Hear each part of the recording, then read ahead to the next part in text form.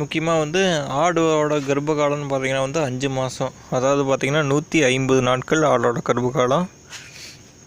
இப்போ பார்த்திங்கன்னா வந்து நீங்கள் வெளியே எங்கேயாச்சும் ஆடு குட்டி ஓடுற சமயத்தில் நீங்கள் வெளியே எங்கேயாச்சும் வேலைக்கோ இல்லை திருவிழாவுக்கோ ஃபங்க்ஷனுக்கோ வெளியூர் நீங்கள் எங்கேயாச்சும் போயிட்டிங்கன்னா ஆடு அந்த நேரத்தில் நீங்கள் யாரும் இல்லைன்னா ஆடு குட்டி ஓட்டு கொஞ்சம் நேரம் கழித்து பார்த்திங்கன்னா நஞ்சு ஓடும். அந்த நஞ்சை பார்த்திங்கன்னா திரும்ப ஆடு சாப்பிட்டு குட்டிக்கு வந்து பால் இல்லாமல் ஆயிரும். அப்புறம் இல்லைன்னா குட்டி ஓடுற சமயத்தில் நாய் தொல்லை இது மாதிரி ஏதோ ஒன்று தொல்லை, அப்புறம் குட்டியை பராமரிக்கணும், ஆட்டுக்கு தேவையான உணவு கொடுக்கணும். இதெல்லாம் பார்த்திங்கன்னா குட்டி ஓடுற சமயத்தில் நீங்கள் ஆட்டுக்கு பண்ண வேண்டியது. இப்போ அந்த சமயத்தில் நீங்கள் இல்லைன்னா பார்த்திங்கன்னா நிறையா இழப்புகள் வந்து நேரிட நிறைய சான்சஸ் இருக்குது. அதனால தான் இந்த வீடியோ நான் உங்களுக்கு போடுறேன்.